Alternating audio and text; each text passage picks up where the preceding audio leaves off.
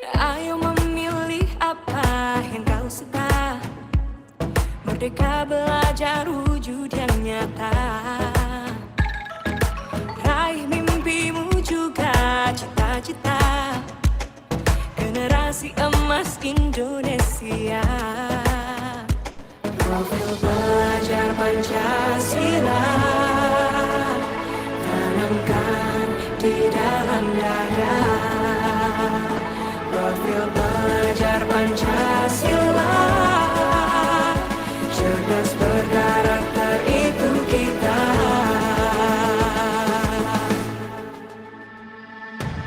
Beriman dan bertakwa pada Tuhan yang Maha Esa. Berakhlak mulia, berkebinekaan global kita. Gotong royong, berjiwa mandiri, berpikir kreatif dan bernalar kritis. Perbedaan bukan suatu halangan untuk kita saling bergandeng tangan. Bhinneka Tunggal Ika, semboyan negeri kita yang harus kita jaga bersama. Profil pelajar Pancasila tanamkan di dalam dada. Profil pelajar Pancasila, cerdas berkarakter itu kita.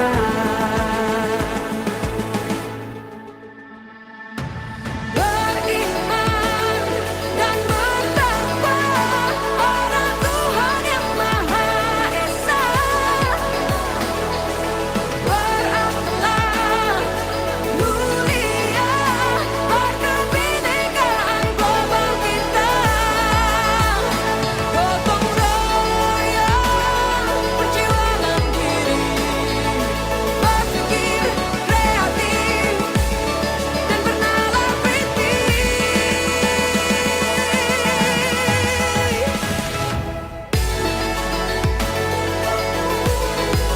Profil pelajar Pancasila.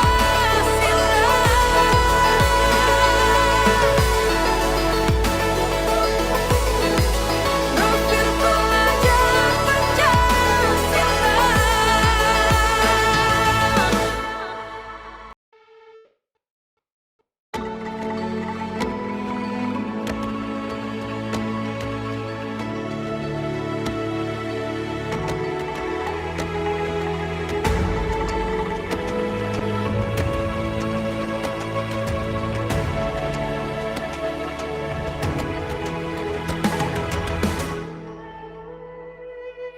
Ayo memilih apa yang kau suka. Merdeka belajar wujud yang nyata. Raih mimpimu juga cita-cita. Generasi emas Indonesia. Profil pelajar Pancasila tanamkan di dalam dada. Profil pelajar Pancasila, cerdas berkarakter itu kita.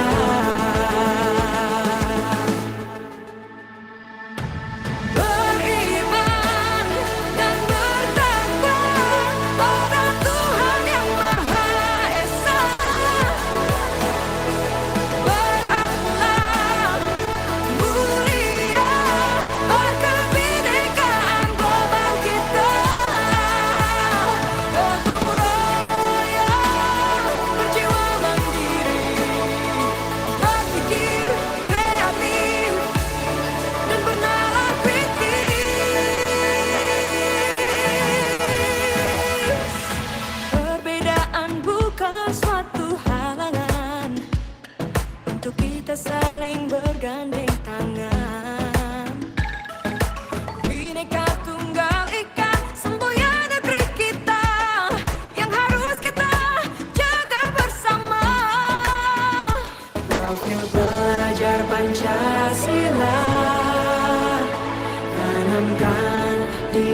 dalam dada.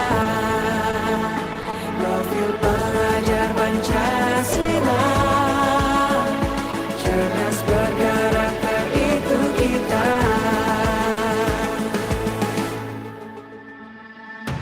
Beriman dan bertakwa pada Tuhan yang Maha Esa.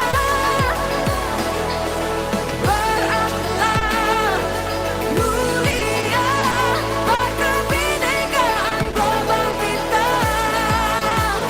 Gotong royong, perjuangan diri, berpikir kreatif dan bernalar kritis.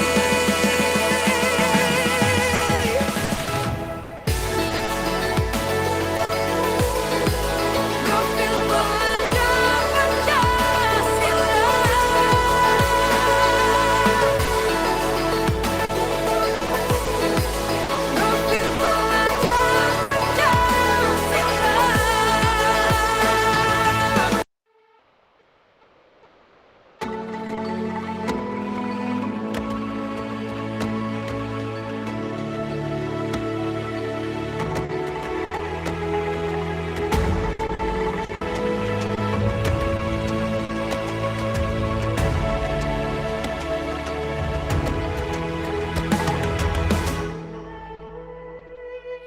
Ayo memilih apa yang kau suka. Merdeka belajar wujud yang nyata. Raih mimpimu juga cita-cita. Generasi emas Indonesia. Profil pelajar Pancasila,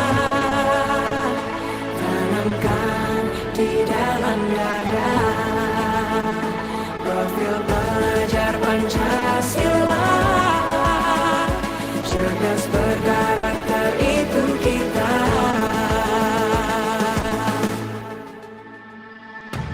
Beriman dan bertakwa pada Tuhan yang Maha Esa. Berakhlak mulia, berkebinekaan global kita. Gotong royong, perjuangan diri, berpikir kreatif dan bernalar kritis. Perbedaan bukan suatu halangan untuk kita saling bergandeng tangan. Bhinneka Tunggal Ika, semboyan negeri kita, yang harus kita jaga bersama.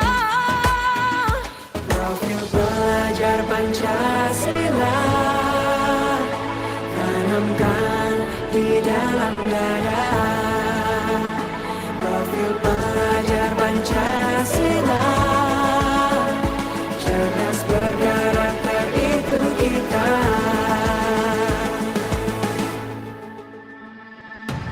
Beriman dan bertakwa pada Tuhan yang Maha Esa. Berakhlak mulia, berkebinekaan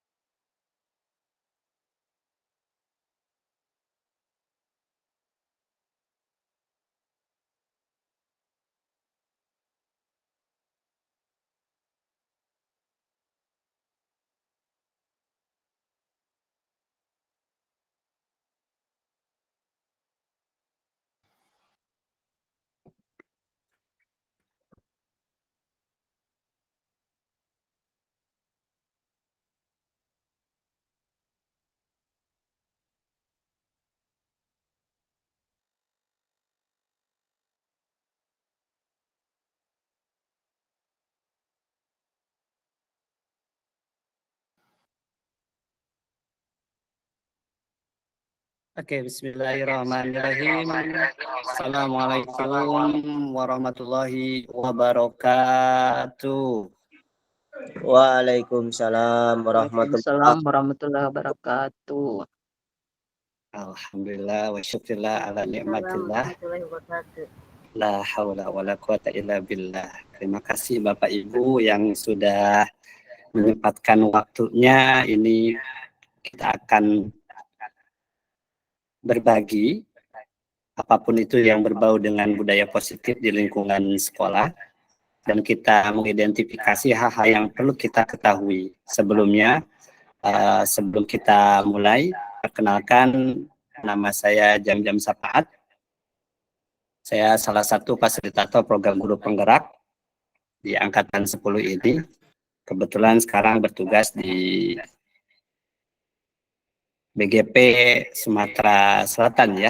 Meskipun saya dari Bangka Selatan, tapi saya ditugaskan untuk fasilitator di Balai Guru Penggerak Sumatera Selatan, khususnya Kabupaten Musi Banyuasin. Nah, di acara ini kita akan ngobrol santai saja Bapak Ibu, apapun tentang kasus-kasus yang ada di sekolah ya. Kita akan bahas bersama-sama. Maka saya kasih judulnya pun ringan, tidak seperti judul-judul yang pada umumnya. Di sini kita akan ngobrol santai, saya akan menganalisis kasus-kasus yang ada di sekolah Bapak Ibu, seperti itu. Maka judul yang kita akan targetkan adalah mengenal ragam praktik budaya positif di lingkungan sekolah. Seperti itu.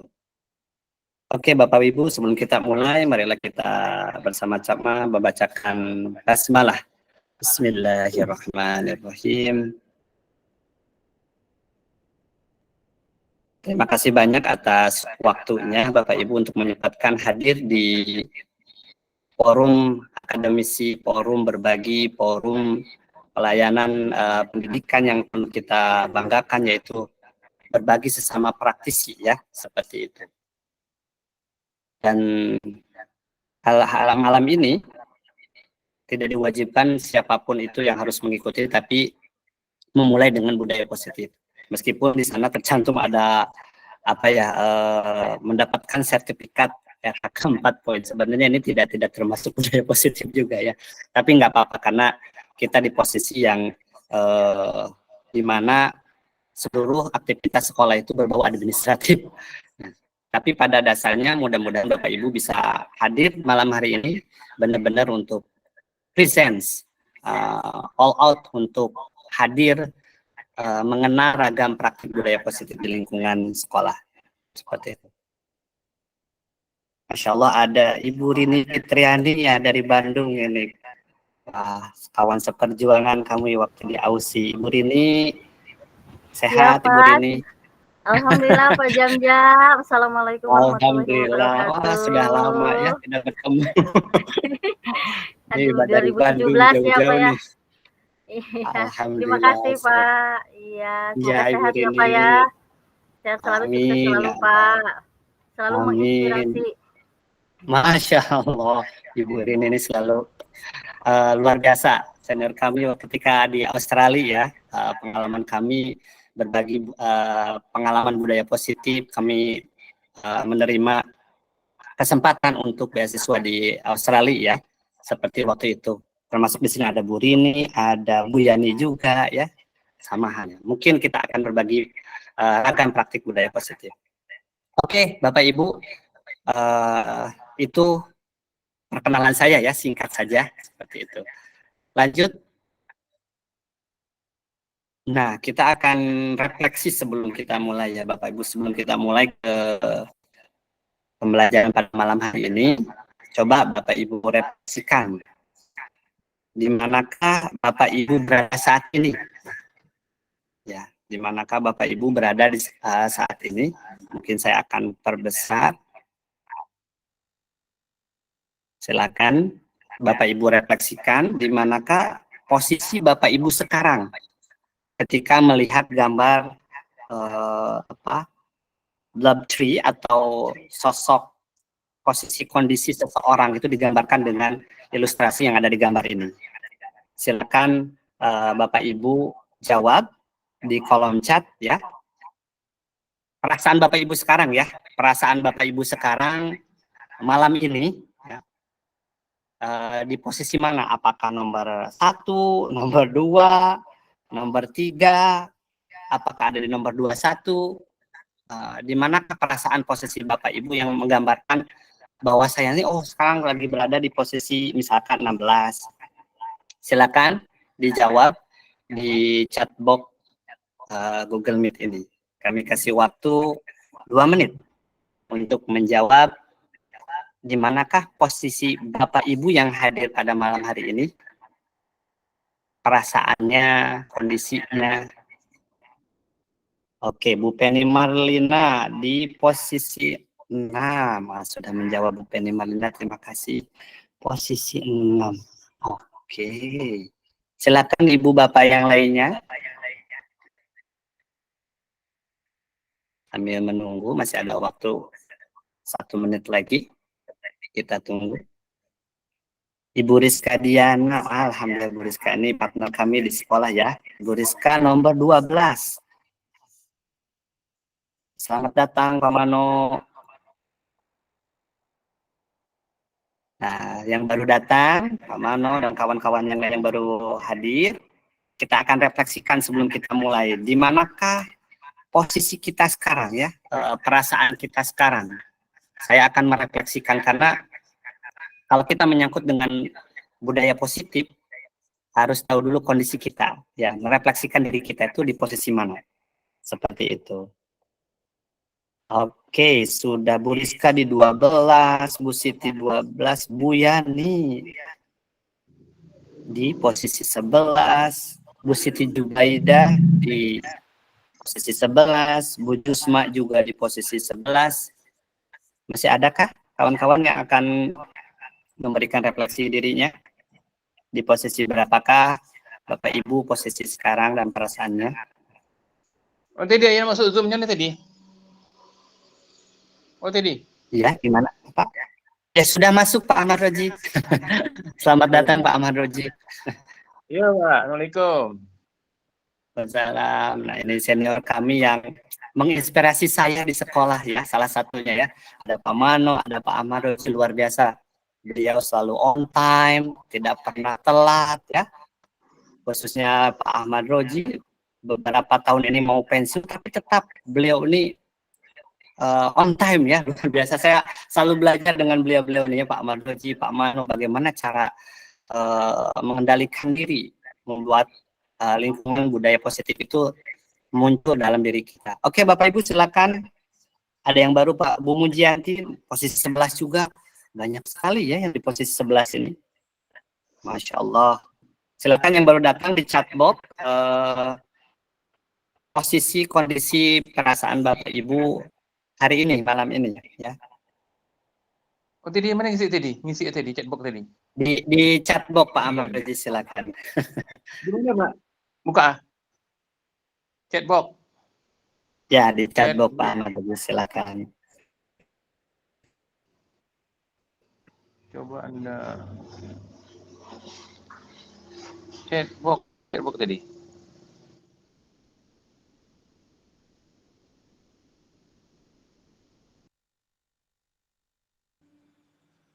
Oke, terima kasih. Mungkin sudah beberapa yang hadir sudah menjawab. Terima kasih.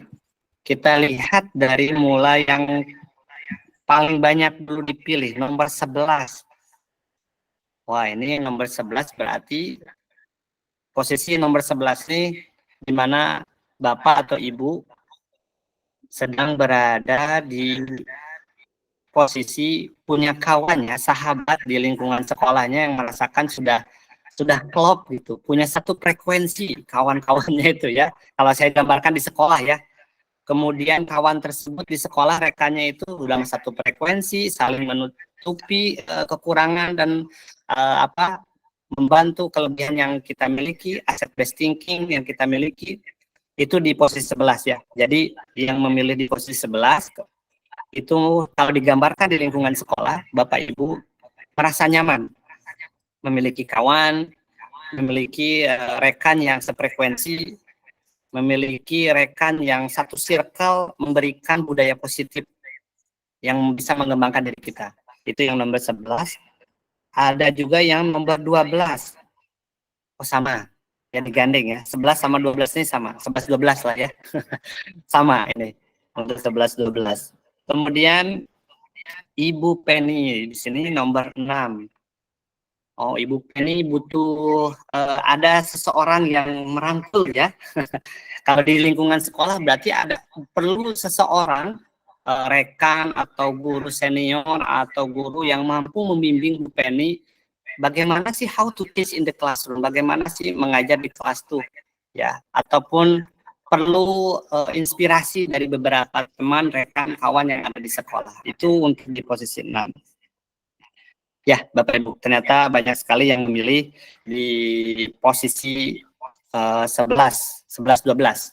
Alhamdulillah Bapak Ibu, berarti di lingkungan sekolah Bapak Ibu mendapatkan rekan yang sefrekuensi, rekan yang memiliki satu tujuan, rekan yang memiliki niat yang positif. Jadi jangan banyak-banyak kita. Kalau di sekolah tuh ya, pertama, bukan berarti kita mencari orang yang sefrekuensi dengan, tapi mencari orang yang sesuai dengan tupoksi kita sebagai guru. Siapa yang menjadikan kita sebagai guru? Ya kita sendiri. Ketika kita memilih profesi kita sebagai guru, ya mau tidak mau tupoksi guru itu yang perlu kita jalani seperti itu. Maka di lingkungan sekolah biasanya tidak semuanya mendukung apa yang kita inginkan. Ada negatif, ada plus, ada yang stagnan, ada yang don't care, tidak mau peduli ya seperti itu. Ada juga yang macam-macam guru-guru zaman sekarang tuh ya. Bahkan kalau guru-guru konten kreator itu saking kreatifnya membuat tipe-tipe guru ya tipe-tipe guru. Bahkan sampai ada tipe guru 7-14. Saya masih bertanya, apa itu tipe guru 7-14? Ternyata tipe guru yang hanya sekedar mengandalkan presensi atau absen online. Dia masuk kelas jam 7, lalu dia melakukan absensi di akhir jam 14. Nah, ini perlu dihindari hal yang seperti ini ya. Tapi saya yakin kalau Bapak Ibu di posisi 11, banyak yang memilih di posisi 11 dan 12 ini, banyak rekan yang di lingkungan circle-nya itu baik ya, seperti itu. Khusus yang nomor 6 mungkin perlu ada bimbingan. Nah, inspirasi yang perlu dibimbing. Oke Bapak Ibu, terima kasih refleksi malam hari ini. Sebagian sudah memberikan refleksi, termasuk Bapak Ibu hadir di malam ini secara dadakan. Saya sengaja tidak menyebarkan sejauh-jauh hari ya, bekerjasama dengan Kombel SMK Negeri 1 Silang Rimba, tidak usah disebar terlebih dahulu, karena kita pengen melihat sejauh mana lingkungan budaya positif kita muncul seperti itu. Oke Bu Minarti, sudah raise hand. Kita coba Bu Minarti, ada yang mau ditanyakan?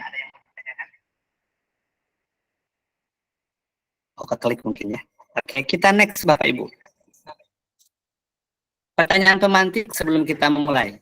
Kita sudah refleksi, terima kasih banyak Bapak Ibu. Ternyata yang hadir di sini memberikan circle yang positif, perlu kita pertahankan, dan itu nilai yang paling luar biasa jika kita memiliki rekan di sekolah kita berada dalam lingkungan positif. Ya, ada satu orang saja yang satu frekuensi dengan kita di lingkungan sekolah, itu akan membuat nyaman kita di sekolah. Misalkan orang tersebut benar-benar dia memperhatikan tupoksi bahwa saya guru harus on time, saya guru harus memberikan pengajaran dan pembelajaran, bukan guru yang hanya sekedar guru. Bahkan sampai di tingkat level tertinggi dia pengen berbagi ke sesama rekan yang satu frekuensi. Itu tidak menutup kemungkinan bisa Ibu lakukan. Menggerakkan itu tidak perlu harus satu sekolah, tidak. Dengan kawan, dengan yang posisi tadi yang nomor 12 dan 11 itu ya, dengan kawan pun yang sefrekuensi itu sudah bisa menggerakkan sekolah ya. Ada pastikan dampak positif itu tidak bisa dirasakan ketika hari itu. Mereka akan melihat hal-hal yang positif dari diri kita semua. Oke Bapak Ibu, ada pemantik sebelum kita mulai. Saya akan tanya ke Bapak Ibu, kita refleksikan, pernahkah Bapak Ibu menangani murid yang bermasalah? Tahan dulu, silakan dalam hati Bapak Ibu. Pasti pernah ya. Kalau guru tuh sering, bahkan setiap hari mungkin nemu ya, menangani murid yang bermasalah, baik ketika proses pembelajaran maupun di luar proses pembelajaran. Pernahkah Bapak Ibu menangani murid yang berprestasi?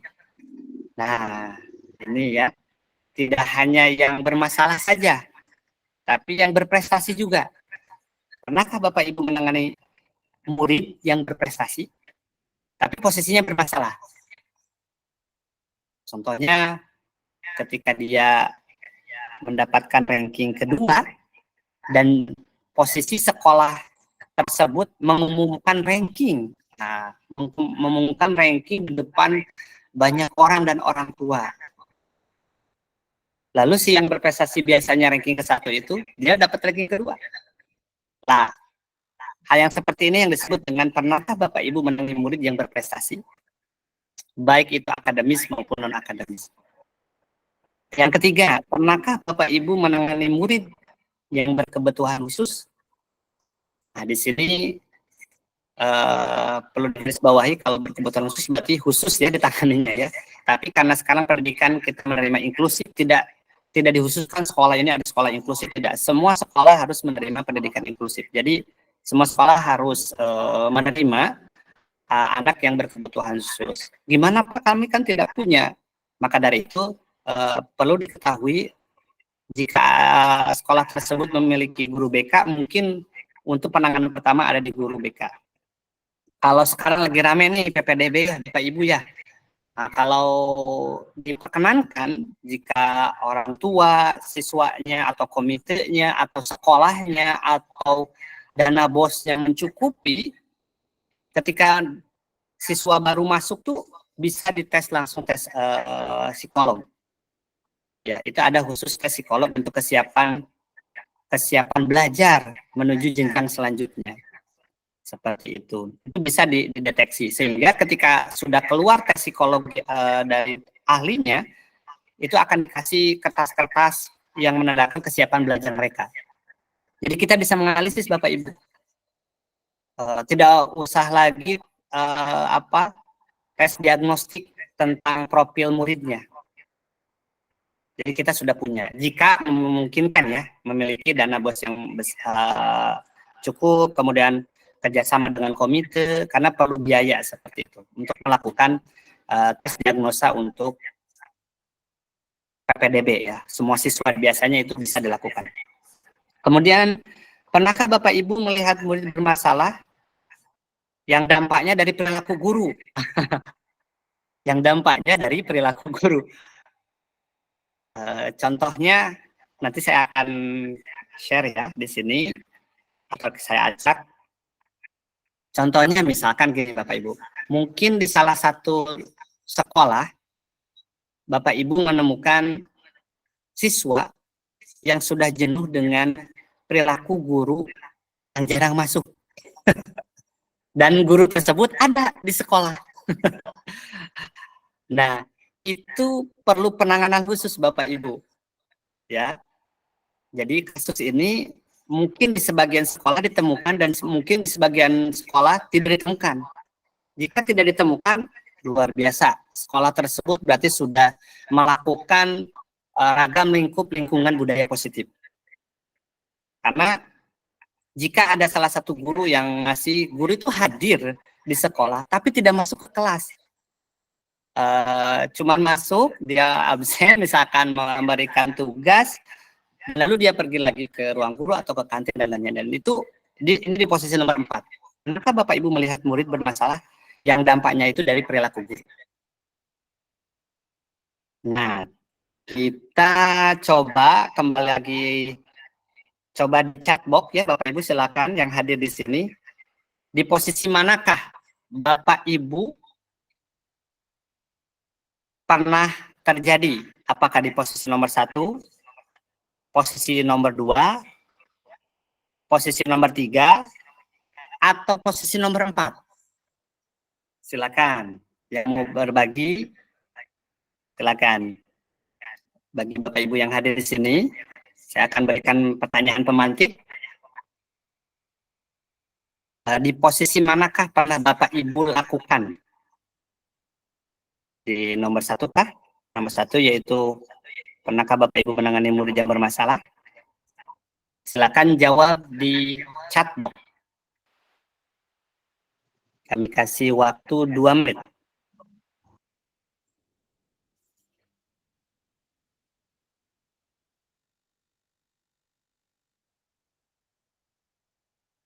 Saya bacakan lagi, nomor 1 itu, pernahkah Bapak Ibu menangani murid yang bermasalah? Kalau pernah berarti boleh nomor 1. Atau juga pernahkah Bapak Ibu menangani murid yang berprestasi? Mungkin klik nomor 2 ya di chatbox. Kemudian pernahkah Bapak Ibu menangani murid berkebutuhan khusus? Chatbox, di chatbox tulis nomor 3. Kemudian jika nomor 4, pernahkah Bapak Ibu melihat murid yang bermasalah yang dampaknya itu dari perilaku guru? Ya, silakan di chatbox ditulis. Sudah ada Pak Sarman nomor 1. Oke. Kemudian Bu Jenti nomor 1. Bu Yani, wow, semuanya ya Bu Yani sudah semua. Pernah, luar biasa. Ini perlu. Bu Rina nomor 1.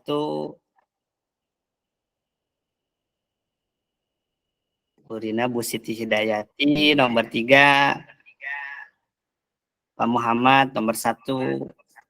Banyak sekali nomor 1 ya di sini ya. Itu umum ya, karena sudah pasti Bapak Ibu guru dihadapkan dengan masalah siswa di sekolah itu. Oke, Bu Rizka Diana nomor 3. Pernahkah Bapak Ibu menangani kebutuhan khusus ya? Oke. Ada lagi? Pak Ahmad Roji. Oke, boleh Pak Ahmad Roji, ada yang raise hand, boleh. Silakan Pak Ahmad Roji, jika mau langsung diungkapkan. Silakan Pak Ahmad Roji. Baiklah, saya Ahmad Rozi, mengajar di SMP 1 Rimba, guru bahasa Indonesia, pernah mengalami anak bersalah seperti pada nomor 1. Nomor 1, boleh silakan Pak, ceritakan secara singkat pengalamannya. Karena saya mengajar sudah 20 tahun, jadi Masya saya Allah. pernah mengalami masalah berkaitan dengan masalah perilaku, Pak. Ya, perilaku anak tersebut kurang hormat atau menghormati teman maupun gurunya. Jadi secara tidak langsung saya memberikan arahan, bimbingan kepada anak tersebut dengan tidak melakukan kekerasan, tetapi dengan memberikan pengertian kepada si anak. Kalau kita berbuat baik kepada orang lain atau guru itu merupakan suatu hal yang baik untuk diri kamu sendiri. Itu. Jadi dia bisa berpikir, kalau kita berbuat kepada diri sendiri, pasti kita nanti akan orang lain akan berbuat kepada kita. Apabila kita menghormati guru, insya Allah kita juga nantinya akan dihormati orang lain. Jadi anak tersebut lambat laun akan berubah, dan setelah anak tersebut tamat di SMP, sama saya mengajar SMP 2 waktu kemarin, dan SMP 3, SMP 1, dan 2 sekolah. Jadi anak tersebut memiliki perilaku yang baik dan berubah, dan dia setelah tamat memeluk saya dan minta maaf dan berterima kasih atas bimbingan yang saya berikan. Itu saja Pak pengalamannya Pak. Oke, Pak Ahmad Roji sebentar, jangan dulu ditutup. Saya tertarik nih dengan penanganan Pak Ahmad Roji. Pak Ahmad Roji waktu itu dilakukan pendekatannya apakah secara terbuka di ruangan guru atau misalkan di ruangan khusus atau dipanggil secara pribadi? Dipanggil secara pribadi Pak. Kalau anak-anak tersebut secara lebih luas atau diketahui oleh temannya, takut dia mengalami atau malu terhadap teman yang lain. Jadi kita panggil secara pribadi, ngomong secara lemah lembut, dipegang bahunya, kita ceritakan berkaitan hal-hal yang baik terhadap perilaku, terhadap dirinya, dan dampaknya kepada orang lain. Jadi adakah background permasalahan di belakang itu Pak? Kenapa si anak tersebut melakukan hal tersebut? anak melakukan tersebut karena anak tersebut mungkin Pak, saya rasa bimbingan di rumahnya kurang Pak. Dia merasa bahwa di rumahnya kurang mendapat bimbingan, jadi merasa bahwa dia itu dia berbicara bahwa dia kurang kasih sayang sehingga meluapkan emosinya di sekolah dan tidak ada yang memberikan nasihat maupun arahan. Jadi kita berikan bimbingan secara umum sebagai guru dan nilai agama juga. Itu Pak. Jadi berhasil Pak berubah menjadi baik. Wah, luar biasa. Ini kisah kronologis dan teknik yang dilakukan Pak Ahmad Roji sebenarnya udah mencakup semua materi budaya positif ini. Nanti kita lihat ya Bapak Ibu ya, luar biasa. Pak Ahmad Roji melakukan teknik restitusi secara tidak sadar, kemudian melakukan long term. Dia melakukan teknik restitusi yang benar-benar dipantau selama 3 tahun. Luar biasa. Ini perlu pengalaman yang kuat ya, apalagi tadi basicnya sudah 20 tahun Pak Ahmad Roji menangani siswa di sekolah. Luar biasa. Ini Bapak Ibu yang hadir di sini, Pak Ahmad Roji salah satu senior kami di sekolah yang menjadi inspirasi saya juga ya. Beliau ini yang selalu, yang tadi saya katakan, on time terus, tidak pernah telat ya. Padahal beliau sebentar lagi mau pensiun. Nah, sosok itulah yang saya dambakan dari beliau. Jadi ada rekan senior kami di sekolah, tapi tidak pernah telat dan on time terus. Dan tahu kondisi siswa sampai detail. Kalau saya lihat apa itu ya, agenda guru beliau tuh catatannya luar biasa. Jadi saya terus termotivasi, meskipun terkadang ya maklum ya, guru itu ada fluktuatif semangat atau tidak. Beliau ini bisa memantaskan dan menyematkan waktu untuk tupoksi. Terima kasih Pak Ahmad Roji. Jadi Bapak Ibu, kalau Bapak Ibu tadi mendengar kejadian yang dilakukan atau perilaku siswa yang ditangani oleh Pak Ahmad Roji, itu sebenarnya udah mencakup semua materi yang akan disampaikan oleh saya. Nanti kita lihat ya, di posisi manakah Pak Ahmad Roji sebenarnya ya. Oke, saya tertarik 1, 2, 3, 4 ini ya, Bu Siti Rohmah. Nah, ini ada Bu Siti 1, 2, 3.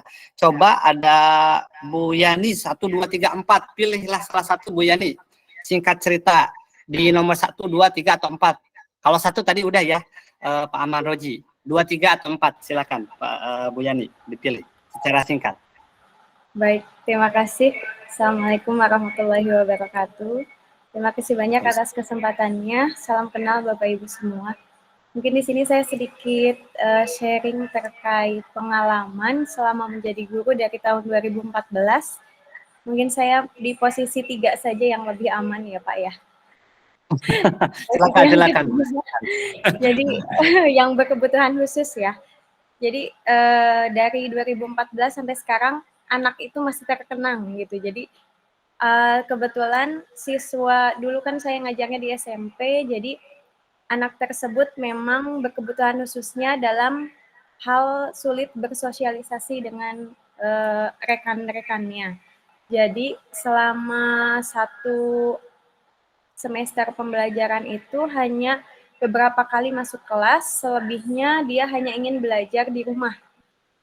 Karena sekolah kami terdapat pokja inklusi dulunya, jadi mau tidak mau harus bisa menangani dan melayani anak tersebut.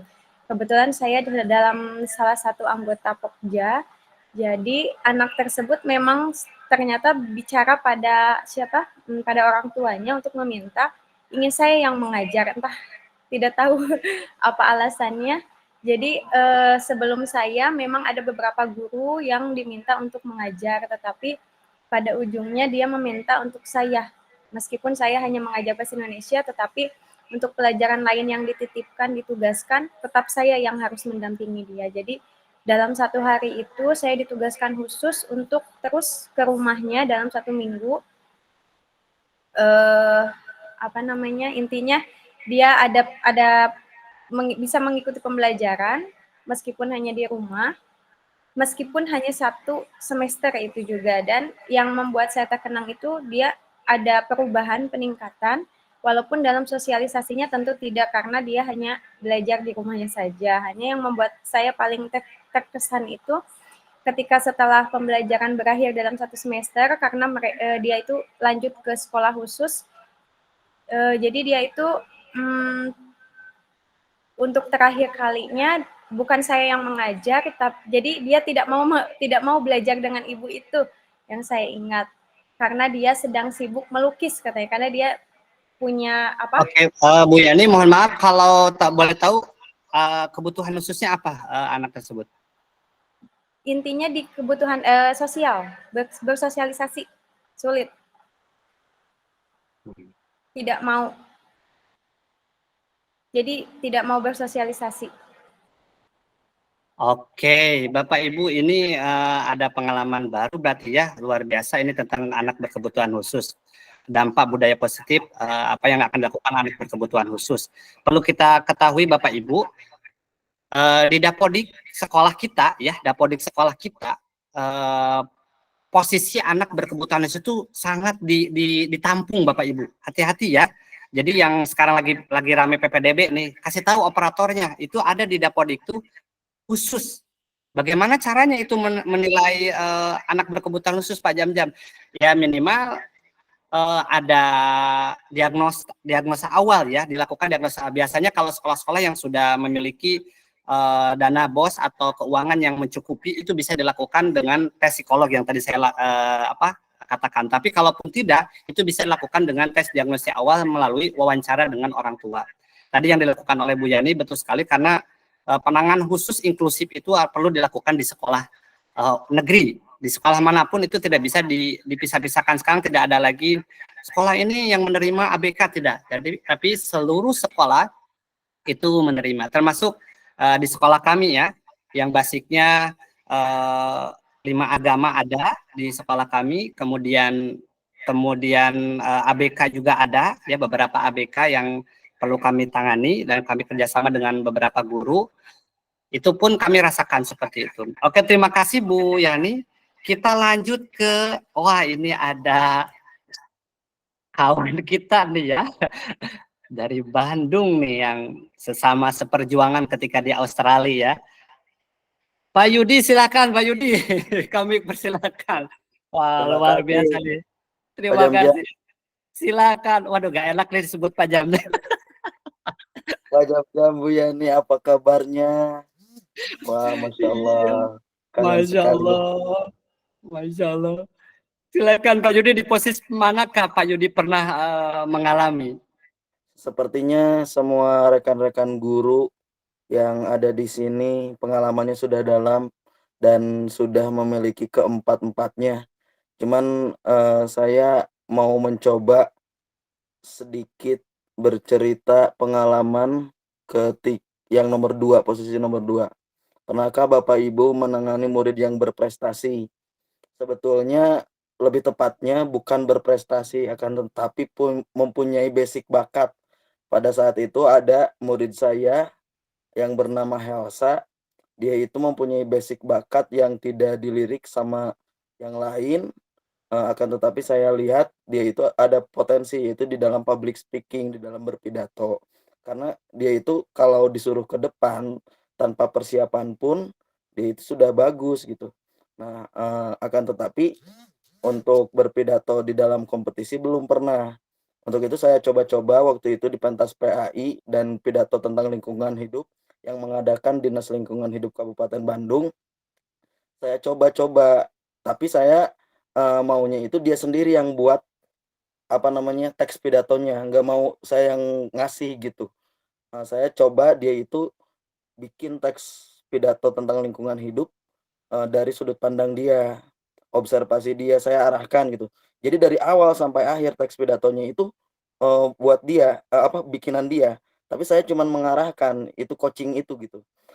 Setelah itu ternyata alhamdulillah dia juara 1 sampai diundang oleh bupati pada saat itu, Bapak Dadang Nasir, dan dikasih penghargaan, lalu ikut serta pentas PAI juga juara, dan setiap kali lomba itu naskahnya dia sendiri yang buat, saya hanya mengarahkan gitu.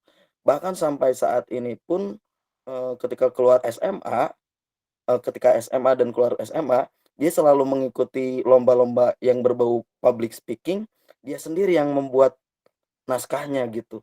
Sampai kalau dia berkunjung ke sekolah, itu yang dicari itu saya gitu. Dan dari situ, ini saya rasa saya yang GR gitu, saya yang GR karena saya rasa saya yang berprestasi gitu, karena bisa membuat anak ini berprestasi. Saya bukan saya yang GR, saya merasa bersyukur gitu. Bahagianya itu lebih-lebih ketimbang kita punya prestasi itu, lebih-lebih ketika, siswa yang dapat prestasi dari arahan kita itu.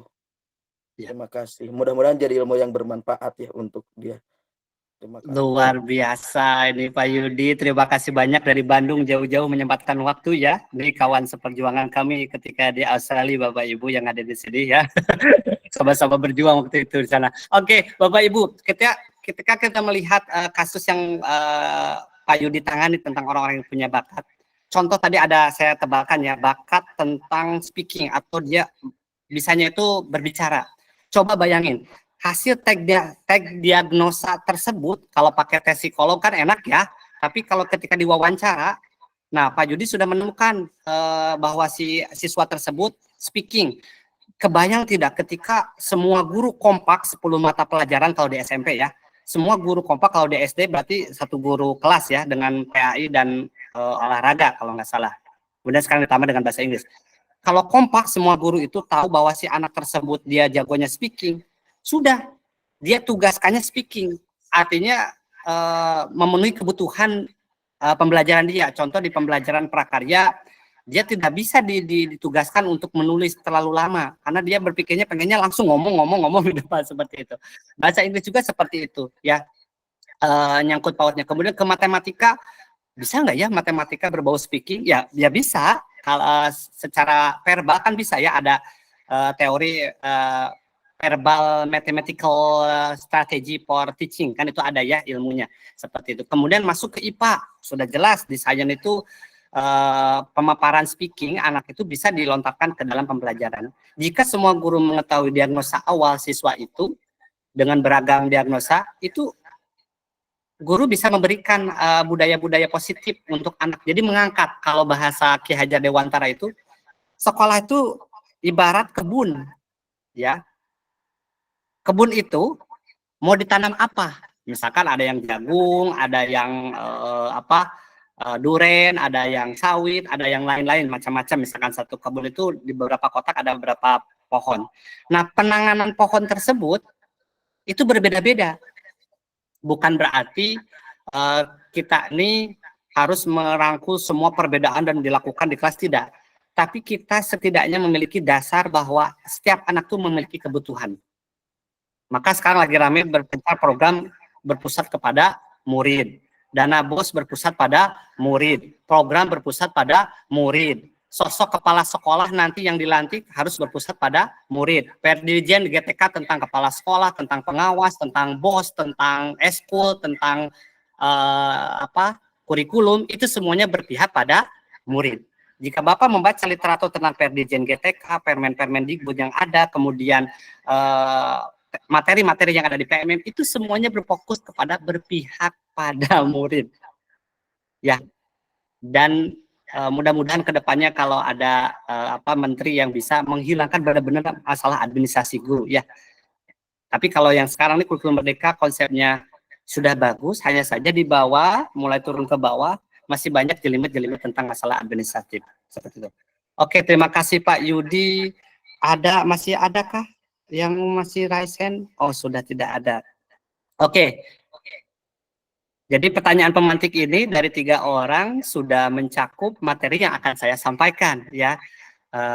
Setidaknya semuanya sudah melakukan hal restitusi. Oke, kita lihat nilai-nilai kebajikan. Pertama kita akan bahas tentang nilai-nilai kebajikan. Setiap orang itu memiliki nilai-nilai yang diyakini oleh kita, termasuk murid kita Bapak Ibu. Ya, jadi punya nilai-nilai yang diyakini oleh dia. Kalau seorang muslim, dia meyakini ketika mau sholat, kenapa kamu sholat? Ada nilai yang perlu diyakini. Kemudian ketika dia masuk ke sekolah jam 7 pagi. Sebelum jam 7 dia pergi. Kenapa dia bisa pergi? Ada nilai yang diyakini oleh siswa tersebut. Nah, nilai-nilai kebajikan itu perlu dipertahankan, perlu dipertebalkan. Kalau dalam ilmu program guru penggerak itu ya ada yang disebut dengan asset based thinking, not thinking about deficit thinking. Tidak berpikir tentang defisit, pemikiran defisit atau yang kurang-kurangnya. Jadi memandang murid itu bukan yang kekurangannya, tapi menebalkan kekuatannya, asetnya, apa yang dimiliki, nilai-nilai apa yang mereka yakini. Nah, kalau sekarang kita difokuskannya, tujuan pendidikan kita merujuk kepada profil pelajar Pancasila. Ya, itu tujuan pendidikan kita. Ada 6. Pertama, yaitu beriman dan bertakwa kepada Tuhan Yang Maha Esa dan berakhlak mulia. Ini ada elemen-elemennya, ada sub-elemennya, itu luar biasa, canggih sekali yang membuat itu ya. Sampai ke sub-elemennya itu ada, kegiatannya itu apa saja di kelas, itu bisa kita lihat. Kemudian ada mandiri, benar kritis, berkebinekaan global, bergotong royong, dan inovatif. Itu kalau di kurikulum Merdeka ya, kalau kita sekarang tujuan pendidikannya ke sana. Kemudian ada nilai kebajikan yang pada umumnya dari IBO Primary Years Program. Ada juga yang dari petunjuk seumur hidup dan keterampilan hidup, ada. Kemudian dari 9 pilar karakter. Kemudian dari 7 Essential Virtues tentang empati, suara hati, kontrol diri, rasa hormat, kebaikan, toleransi, keadilan. Itu nilai-nilai kebajikan itu nilai-nilai yang baik. Ketika tadi kasus Pak Ahmad Roji, adakah nilai-nilai kebajikan yang timbul yang dilakukan Pak Ahmad Roji? Ternyata Pak Ahmad Roji sudah melakukan teknik restitusi, Bapak Ibu. Kita belum masuk ke materinya, tapi Pak Ahmad Roji ternyata sudah melakukan restitusi. Guru-guru itu selama ini sebenarnya sudah melakukan teknik restitusi. Ya, cuma kita lihat apakah guru tersebut berada di posisi kontrol mana. Nah, nilai-nilai kebajikan ini nilai-nilai yang positif yang perlu diyakini oleh siswa. Kemudian ada 3 motivasi perilaku manusia. Kenapa siswa kita melakukan seperti itu? Pertama, ya Bapak Ibu, perlu kita garis bawahi, siswa kita taat kepada aturan atau nilai-nilai yang disepakati itu untuk menghindari ketidaknyamanan atau hukuman. Ini banyak sekali ya di sekolah kita. Yang penting siswa itu nurut karena menghindari ketidaknyamanan atau hukuman. Yang kedua, motivasi siswa itu untuk mendapatkan imbalan atau penghargaan dari orang lain. Nah, ada siswa yang seperti ini Bapak Ibu terjadi ya.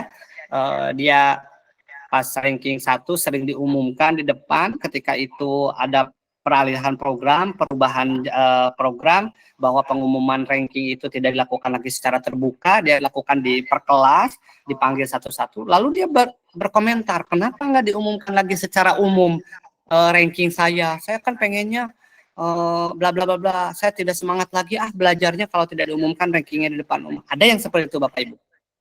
Berarti motivasinya masih di tahap 2 ya. Kemudian ada juga yang menjadi orang yang mereka inginkan, yang menghargai diri sendiri dengan nilai-nilai yang mereka percaya. Nah ini nih, nilai-nilai yang mereka percaya itu, dia mau ranking 1, dia mau ranking 2, dia mau ranking berapapun, dia mau apapun, yang penting dia pengen belajar ke sekolah itu benar-benar untuk belajar. Jadi kalau posisi yang seperti ini, dia tidak akan terbentur oleh siapapun, ya, positif terus. Dia meskipun di sekolahnya itu hancur, tidak ada yang naat aturan, tapi dia tetap menjalankan. Ada siswa yang seperti itu Bapak Ibu.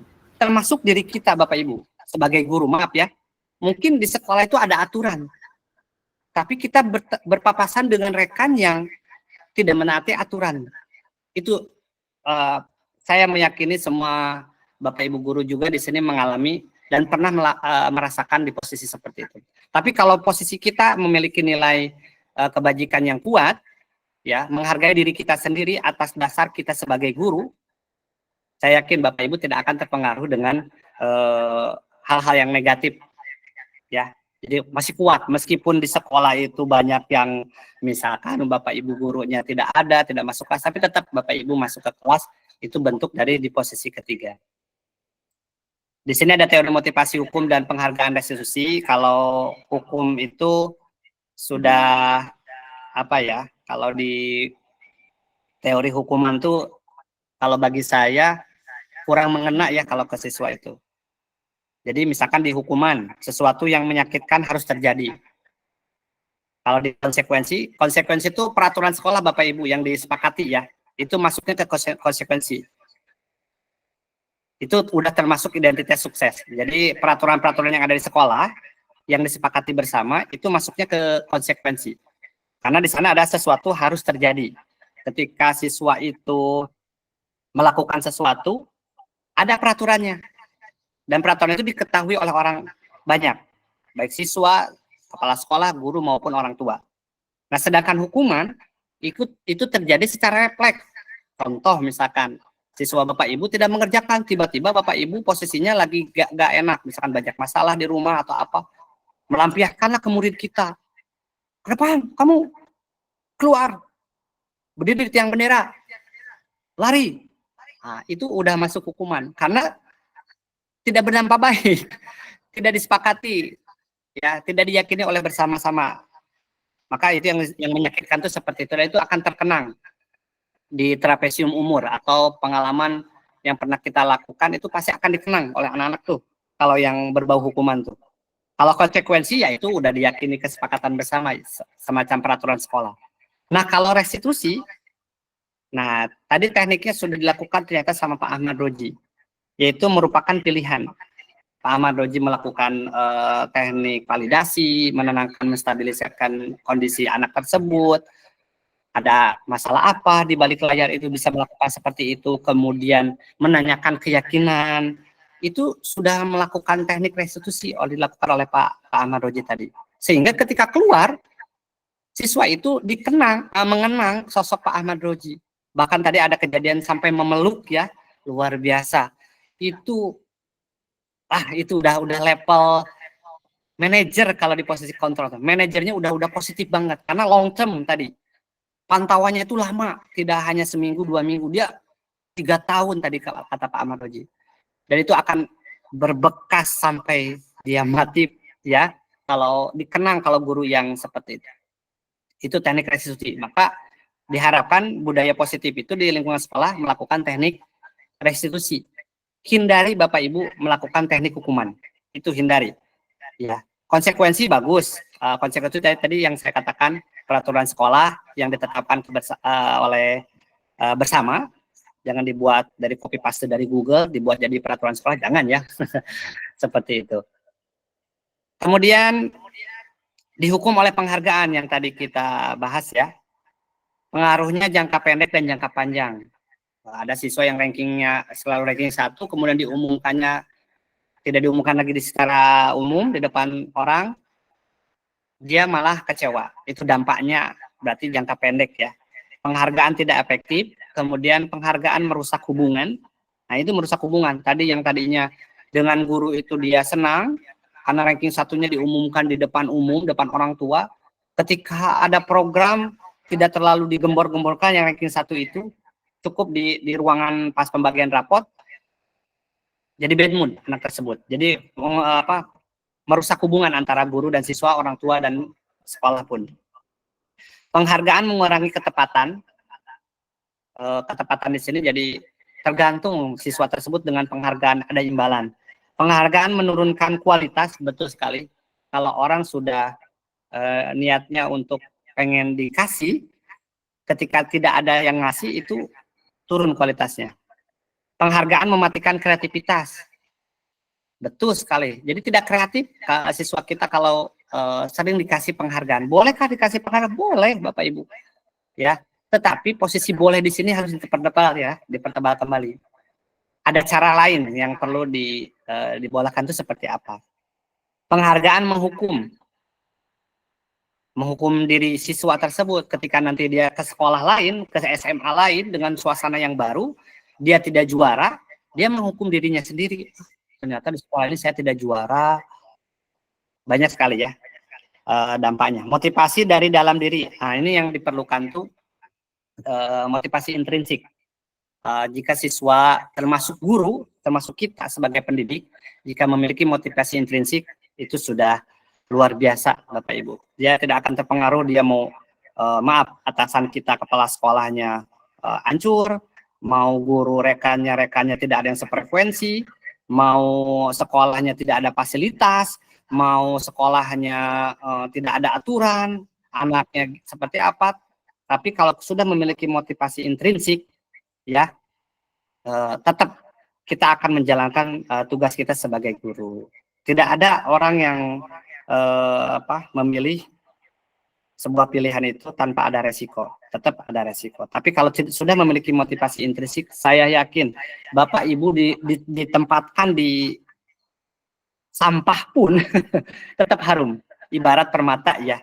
Jadi seorang guru, seorang murid, seorang atasan jika memiliki motivasi intrinsik, insya Allah ditempatkan dimanapun dia akan tetap bersinar seperti itu.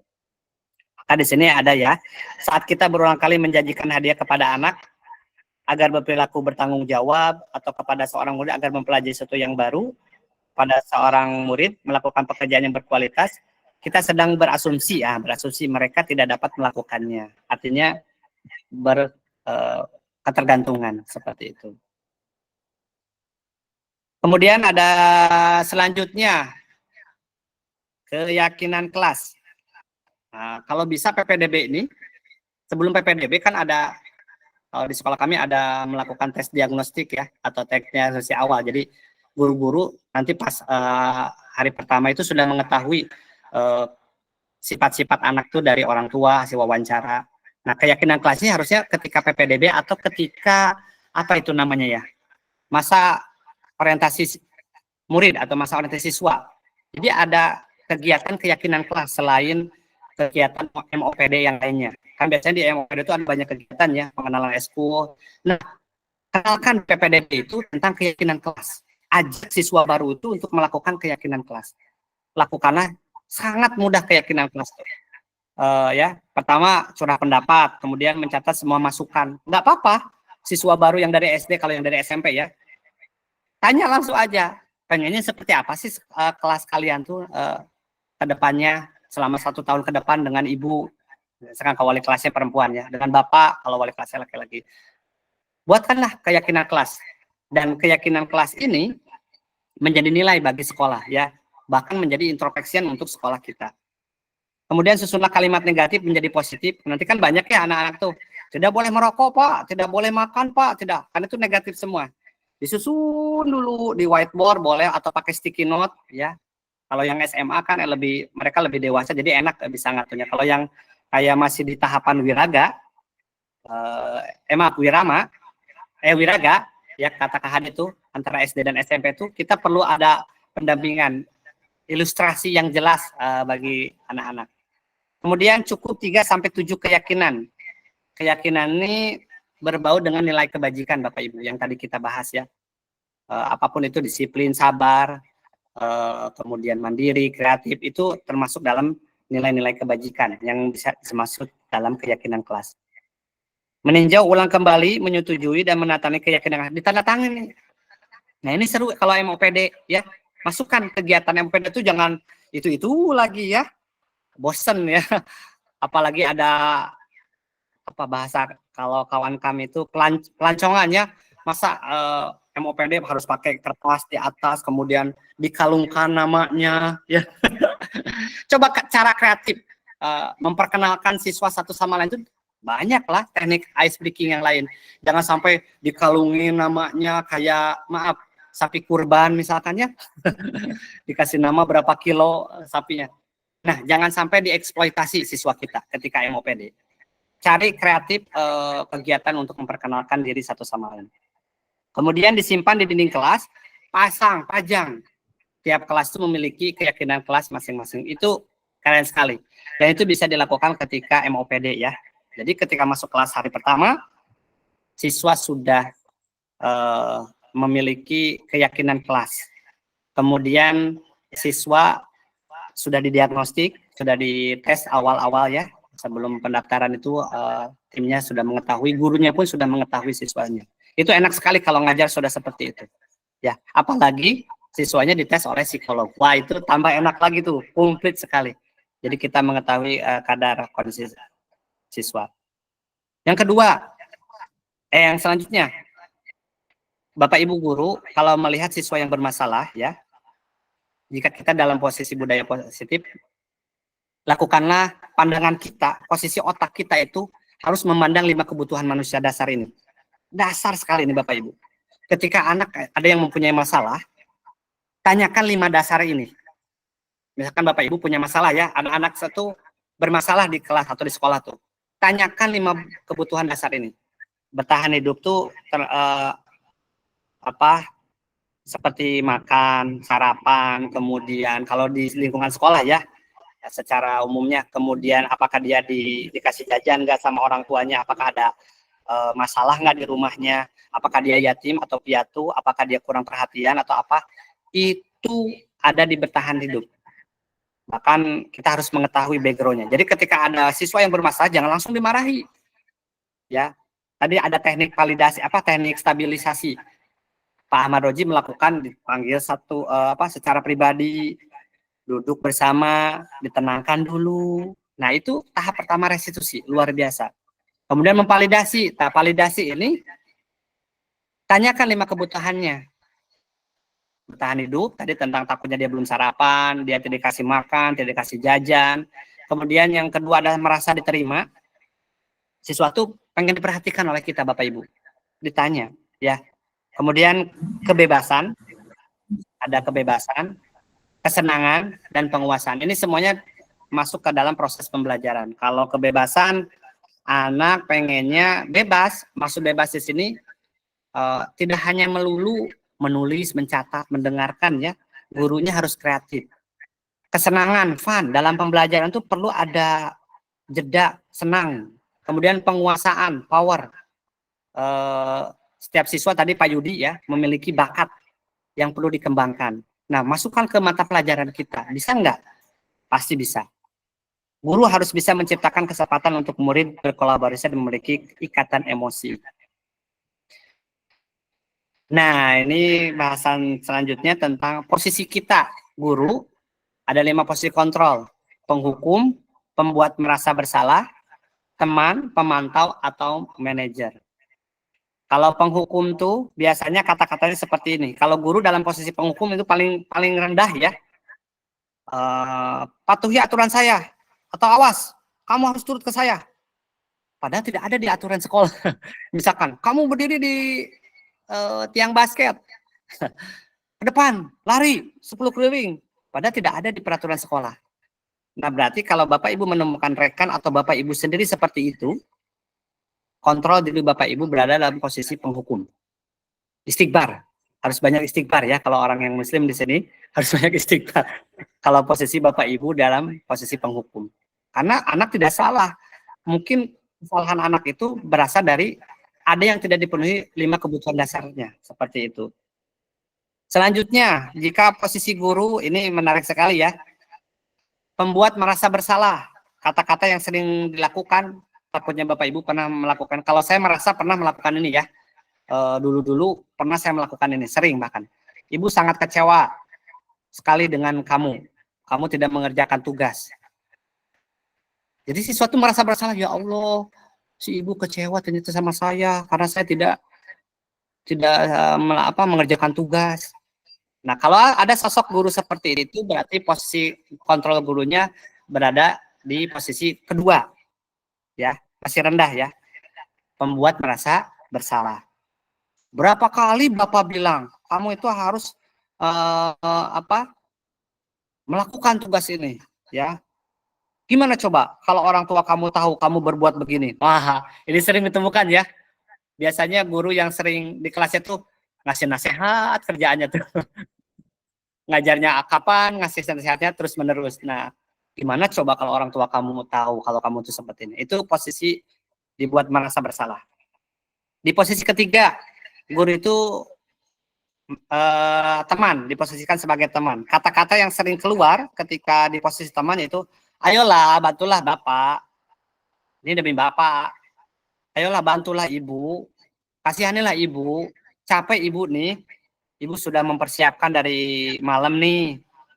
Atau misalkan, ayo ingat, tindakan bantuan Bapak selama ini ke kamu apa?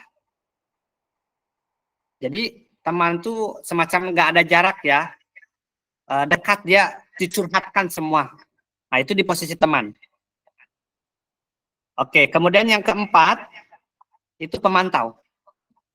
Kalau pemantau, sekali lagi ya, kalau guru yang pemantau tuh, ini tegas, konsekuensi posisinya berada di konsekuensi. Posisi keempat atau pemantau ini bagus sekali. Jadi aturan sekolah diterapkan. Dia konsekuen. Dan apa disebutnya itu? Tetap melaksanakan sesuai dengan peraturan yang ada di sekolah. Ketika dia melakukan terlambat 3 kali, apa konsekuensinya? Terus dicatat misalkan di peraturan sekolahnya membersihkan lingkungan sekolah, maka guru tersebut, yuk lakukan kamu bersihkan lingkungan sekolah selama 1 hari misalkan. Karena ada dalam aturan sekolahnya. Berarti posisi guru tersebut adalah pemantau. Biasanya seperti itu. Apa yang telah kamu lakukan? Sanksi atau konsekuensinya apa? Tahukah peraturannya di sekolah? Nah, tapi kalau siswa tidak tahu peraturannya atau di sekolahnya tidak pernah memampangkan peraturan pakai spanduk besar, biasanya kalau yang menerapkan budaya positif itu peraturan sekolah dipampang Bapak Ibu sebesar mungkin. Biasanya di poin-poinkan ya. Saya pernah menjadi pengajar praktik angkatan ke-6, lalu saya masuk ke SMA Negeri 1 Simpang Rimba. Waktu itu Pak Robi kalau nggak salah ya Pak guru penggeraknya. Nah saya lihat waktu pertama kali saya masuk ke lorong SMA 1 Simpang Rimba, itu sudah ada langsung peraturan konsekuensi sekolah dengan poin-poinnya. Wah, itu sudah menerapkan budaya positif ya sebenarnya. Tapi posisinya di konsekuensi. Posisi gurunya pemantau kalau di sana, di posisi seperti itu. Dan yang terakhir adalah yang diharapkan semua guru di posisi manajer. Ini budaya positifnya luar biasa. Ini tadi dilakukan oleh Pak Ahmad Roji, Bu Yani, Pak Yudi ya, berbagi praktik baiknya tentang budaya positif yang telah dilakukan di sekolah. Itu sudah di posisi manajer, di mana dia melakukan teknik restitusi, menstabilkan siswa tersebut yang bermasalah, dikasih tenang, ini mah ya. Ada orang yang bermasalah, misalkan dibacakan di depan guru, dibentak-bentak di depan guru, di ruangan guru terbuka. Coba sekali-kali kalau ada siswa yang bermasalah itu ajak ke ruangan yang sedikit adem ya, kasih minum siswa tersebut, distabilkan dulu kondisinya. Karena perlu perhatian Bapak Ibu, tetap memiliki ada kebutuhan dasar yang perlu kita ketahui. Jadi jangan sampai langsung panggil ke ruangan guru, dicaci lah, dimaki lah, diteriak-teriaki lah, waduh, nggak akan stabil. Bapak Ibu sudah di posisi penghukum itu, sudah paling rendah di posisi kontrol gurunya. Bapak Ibu berarti sudah tidak layak sebenarnya menjadi guru ya, kalau di posisi seperti itu. Kalau benar-benar jadi seorang guru pendidik, minimal kita berada di posisi apa tadi ya, sebelum manajer tuh, pemantau ya, memberikan dampak positif. Tapi kalau sudah di posisi manajer, luar biasa. Meskipun tidak semuanya harus direstitusi, tidak ya, tidak, karena kan melakukan teknik restitusi itu tidak harus 3 tahap itu dilakukan. Jadi diyakini ya seperti itu, mencari solusi sesuai dengan kelakuan yang diperbuat. Terakhir yaitu tentang teknik restitusi. Ya, ada 3 langkah Bapak Ibu. Jadi kalau Bapak Ibu menemukan siswa yang bermasalah di sekolah, cukup 3 langkah ini Bapak Ibu lakukan. Insya Allah Bapak Ibu berada dalam berada dalam posisi kontrol manajer. Apa itu? Sederhana ini 3 langkah ini. Pertama, menstabilkan identitas. Sederhana Bapak Ibu, yang tadi saya katakan. Kalau ada Bapak Ibu menemukan siswa yang bermasalah, ajak langsung secara pribadi, duduk bersama. Kalau lebih bagus lagi, ajak dulu canda-canda dulu atau apa, distabilkan dulu kondisinya, jangan langsung dibentak, kamu itu salah, jangan. Ajak dulu santai, kasih minum, ayo tadi kenapa? Ini Pak, saya dibully Pak, saya gini, langsung stabilkan. Dulu juga waktu Bapak ketika di SMP, sama ketika seumuran dengan kamu, Bapak pernah di posisi kamu. Nah, distabilkan. Jadi anak tuh mulai calm down. Jadi kita semua akan melakukan hal terbaik yang bisa kita lakukan. Diposisikan bahwa kita pernah merasakan seperti itu. Lalu divalidasi tindakan yang salahnya. Takutnya ada kebutuhan dasar manusianya yang belum terpenuhi. Itu sudah pasti Bapak Ibu. validasi dulu sama Bapak Ibu, tanyakan dulu kenapa, apakah kamu di rumah ada masalah, atau kamu ada apa kamu tidak dikasih jajan, atau kamu ada apa, itu validasi dulu tindakan yang salahnya itu. Kemudian terakhir, jika sudah divalidasi, oh ketemu nih, ada dasar hukumnya, kalau bahasa hukumnya, ada kronologisnya dia melakukan membuli, dia memecahkan kaca, dia menghina kawannya, itu ada dasarnya. Ternyata ada lebih parah lagi, ternyata yang lebih ekstrim, kenapa dia bisa melakukan seperti itu. Ada 5 kebutuhan dasar yang belum terpenuhi. Lalu terakhir, menanyakan keyakinan. Nah, ini teknik inilah yang memiliki motivasi internal. Tadi kalau Pak Ahmad Roji ya, ada teknik restitusinya di akhir, teknik yang ketiga menanyakan keyakinan, ditanyakan apakah itu baik tidak. Itu kata-kata yang bagus sekali ya, sederhana tapi kalau sudah distabilkan, divalidasi, lalu ditanya sama Pak Ahmad Roji itu di tahap terakhir, menurut kamu itu baik tidak? Nah, tidak Pak. Nah, anak sudah mengakui dirinya sendiri dan sadar dengan posisi, maaf ya, bukan di ruang guru yang terbuka, tidak banyak orang, santai, stabil, kondisinya enak, dan anak mengakui secara sadar, Bapak Ibu berarti sudah melakukan teknik restitusi. Dan itu di posisi manajer. Oke Bapak Ibu, ini teknik restitusi ya, mudah-mudahan Bapak Ibu bisa melakukannya, dibiasakan. Saya juga dulu pernah di posisi penghukum, apalagi saya kan lulusan dari pondok modern yang dulu sebelum ada HAM tuh dikit-dikit dicepret ya oleh kayu atau oleh sajadah, telat sedikit cepret, kadang genek gitu ya, di apa genek tuh, memar kaki tuh karena sering dicepret, telat misalkan berapa detik dicepret, dihukum, dilarikan, dan itu mempengaruhi jiwa saat saya jadi pendidik. Saya lakukan itu lagi di posisi penghukum. Nah sekarang karena banyak membaca, sering berbagi, sering sharing, belajar, di teknik manajer lah yang paling nyaman. Kenapa? Enak, akan dikenang, ya. Bahkan sampai tadi Pak Ahmad Roji, siswanya memeluk Pak Ahmad Roji ya. Dikenang, tidak akan ada beban masalah. Di jalan banyak yang menyapa, ya. Tidak ada masalah dengan siswa seperti itu. Enak sekali Bapak Ibu. Oke, sudah di tahap akhir, ada 10 menit lagi sebelum kita tutup. Mungkin ada yang mau ditanyakan Bapak Ibu? Silakan raise hand atau di chat box ya, silakan. Oh ya, link presensi untuk sertifikat sudah ada. Ini sekretaris kami, Bu Henitri, sudah membagikan di chat box. Silakan diisi presensinya, itu untuk sertifikat dan rekaman kita. Ini direkam, nanti saya akan share juga melalui Kombel SMP Negeri 1 Simpang 5. Jika ada yang mau tanyakan, masih ada waktu sekitar 7 menit lagi, silakan raise hand atau di chat box.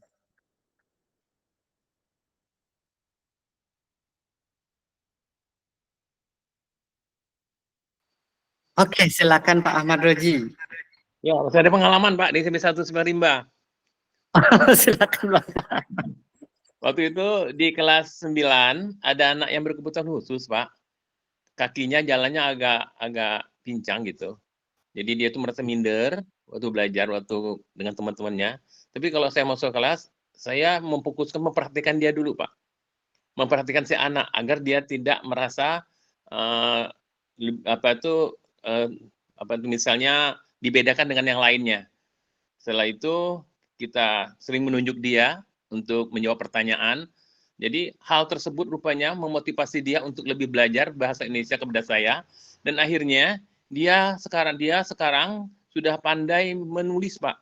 Menulis berkaitan dengan cerita biografi dia, cerita hidup dia. Setelah tamat kemarin, dia memberikan saya surat Pak. Terima kasih Bapak, Bapak guru favorit saya, Bapak gini-gini, Bapak sering memperhatikan saya, walaupun jadi saya juga terharu Pak. Saya tuh tidak dengan begitu, saya memperhatikan siswa agar dia itu tidak merasa berbeda dengan yang teman lainnya. Itu pengalaman, masih ada suratnya saya pegang Pak sampai sekarang, bahwa si anak tersebut merasa terima kasih terhadap perilaku saya terhadap dia dan tidak membedakan antara murid-murid lainnya. Nah, itu pengalaman saya Pak dan saya lakukan. Sampai sekarang masih ada untuk saya dikasihnya kepada saya. surat kepada Masya saya. Allah. Terima kasih, itu saja Pak pengalaman. Iya, so sweet banget ya. Luar biasa Ya. ini. Kalau ngobrol dengan Pak Ahmad Roji ya, ada senior kami tuh Bu Mastura, kemudian Pak Pamano, Bu Bella, dan kawan-kawan Pak Kulu di sini ya, rekan-rekan kami. Kalau ngobrol tentang pengalaman belajar tuh, saya selalu hudma sopa wadak makadar, melihat sisi positif yang beliau-beliau lakukan. Itu sampai sweet sekali ya, apalagi sampai masih disimpan, itu luar biasa. Ya, suratnya Ya. diaci di sekolah Pak, di sekolah. Masih disimpan ya Pak, luar biasa. Jarang nih Pak, jarang yang seperti itu ya. Oke, terima kasih Pak Ahmad Roji. Ada lagi yang mau tanyakan? Masih ada waktu 5 menit lagi. Silakan bagi para hadirin yang hadir malam ini, presensi sudah di-share di grup, di chat box.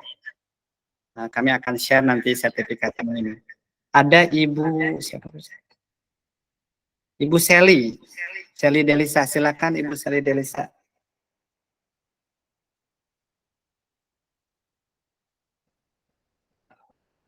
Oh, tidak jadi. Oke, kalau tidak ada, masih ada waktu Bapak Ibu, silakan 5 menit lagi. Kalau tidak ada, kita langsung ke refleksi ya. Mohon menjadi perhatian untuk refleksi malam kali ini. Silakan pembelajaran apa yang perlu Bapak Ibu pertebal kembali ya. Teori apa atau pelajaran apa yang perlu Bapak Ibu pertebal kembali setelah mengikuti webinar ini.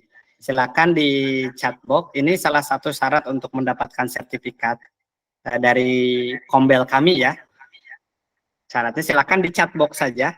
Pembelajaran apa yang perlu saat ini Bapak Ibu butuhkan untuk dipertebal setelah mengikuti webinar malam ini. Silakan di chat box aja. Singkat boleh.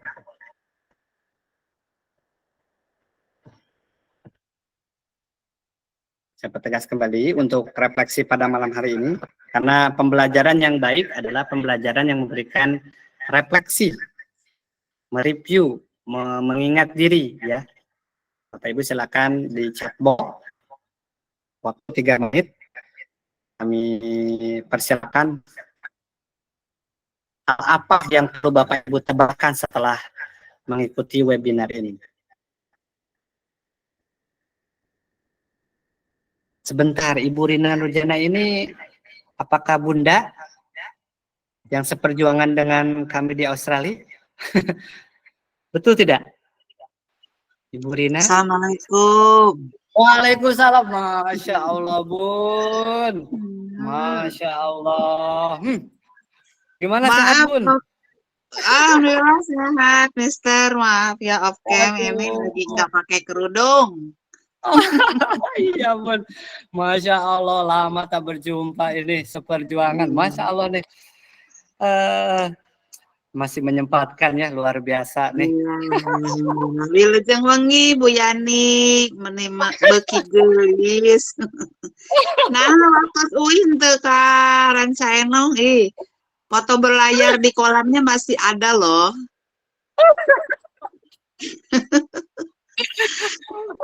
Itu perlu ke sana lagi nanti kalau ke Bandung, perlu ke sana lagi Bu Yani. Perlu sekali mengenang masa lalu.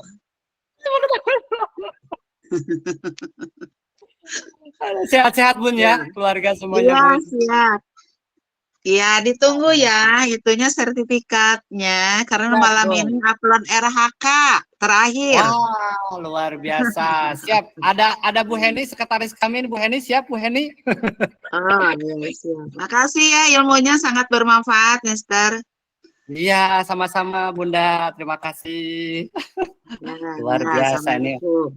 Waalaikumsalam. Kawan-kawan kami seperjuangan yang dari Australia nih di Bandung hadir ternyata ya, menyempatkan waktu. Pembelajaran kontrol diri, Pak Sarman pembelajaran kontrol diri, Bunda tadi tentang pembelajaran diferensiasi. Oke Bun, nanti insya Allah Kombel kita akan membahas pembelajaran diferensiasi yang sangat simpel, ya.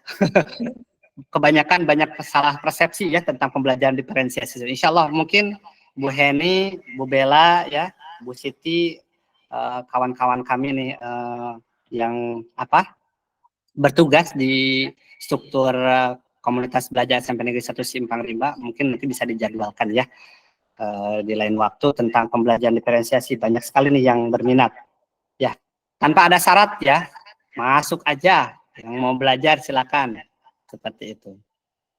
Pembelajaran yang berpihak pada murid, sip. Insya Allah nanti kita akan jadwalkan ya. Yang harus saya terbakan terkait posisi guru sebagai manajer.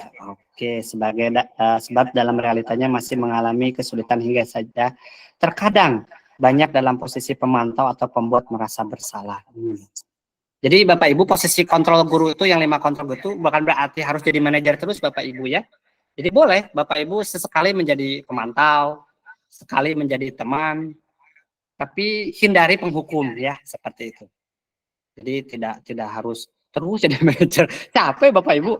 Semua masalah siswa kita diposisikan manajer, terus ditanya satu-satu. Apalagi misalkan kelasnya banyak ya.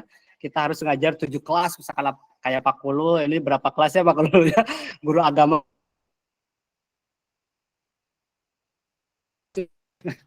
Seperti itu. Tapi guru punya teknik ya.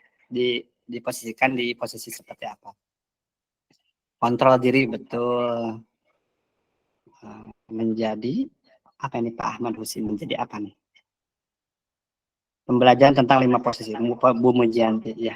Mudah-mudahan Bapak Ibu, saya akan share nanti ke email Bapak Ibu masing-masing PPT saya, kemudian rekamannya dan sertifikatnya. Nanti kita akan share sama Ibu Heni ya, sekretaris Kombel kita. Metode cara mengatasi peserta didik yang selalu buat masalah di sekolah dan teori research. Iya, buku Srini. Wah, ini partner kami di MGMP ya, buku Srini. buku Srini. Terima kasih sudah hadir buku Srini. Bu Mujianti juga, terima kasih sudah hadir. Oke. Sepertinya yang lain sudah ada. Waktu sudah menandakan tinggal 1 menit lagi Bapak Ibu, rekaman akan berakhir. Begitu penutupan akan kami tutup. Menjadikan posisi guru yang fleksibel sebagai manajer. Betul. Pak Ahmad Husin, Pak Sarman, mantul Pak. Terima kasih Pak, senior kami nih. Pak Sarman, terima kasih ya Pak. Kita akan berbagi teori apapun ya. Kita insya Allah nanti, tergantung nanti sekretaris kami nih, Bu Heni, wakil ketua kami, Kombel, Bu Bella, tergantung beliau-beliau nih. Kami bisa aja tiap hari berbagi ya tentang membahas Permen, Perdirjen, Dapodik, PMM, RHK, apalagi model kompetensi guru, kepala sekolah, pengawas, tata caranya seperti apa, program guru penggerak, sekolah penggerak, insya Allah kami siap di Kombel SMP Negeri 1 Simpang Rimba. Oke, terima kasih Bu Siti Rama. Semoga bisa mendapatkan teknik restitusi. Ya, 3 langkah itu lakukan, dibiasakan. Mudah-mudahan kita bisa melakukan itu semua. Budaya positif, tetap berpikir positif, meskipun lingkungan kita berada dalam circle yang tidak positif. Tetapi kalau kita memiliki motivasi intrinsik, sadar diri kita adalah sebagai guru. Guru itu tidak lain hanya merencanakan pembelajaran ya, kemudian mengajar, mengevaluasi, menilai dan membimbing. Itu jelas di Permen, jelas di undang-undang. Cukup tugas guru itu ya. Selain dari itu untuk pengembangan diri kita semua.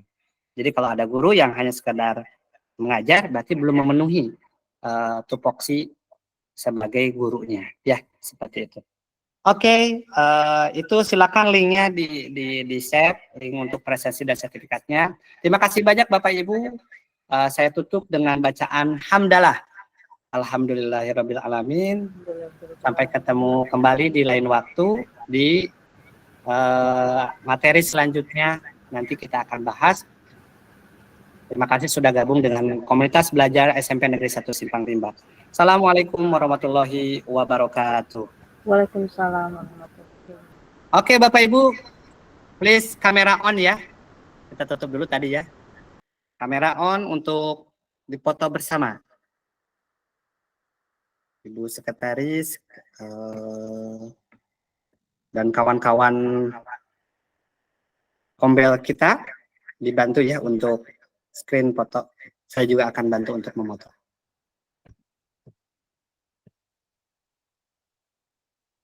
Oke, Bapak Ibu. Sudah semuanya? Oke, 1, 2, 3. Oke, kami akan kirim ke email. Meskipun ini sepertinya ada yang sudah kelabakan tidur ya. Seperti itu.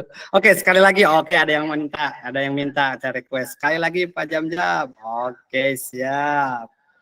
Siap ya Bu ya. Kita mulai. 1, 2, 3. Oke, di layar kedua. Sekali lagi. 1, 2, 3. Layar kedua. Oke, masih ada yang ditutup. Oke, 1, 2, 3. Oke, sip. Terima kasih. Assalamualaikum warahmatullahi wabarakatuh. Waalaikumsalam warahmatullahi wabarakatuh. Terima kasih banyak. Terima kasih Pak Jam-Jam Sama-sama. atas ilmunya. Sama-sama. Terima kasih Pak Janda. Sama Ibu.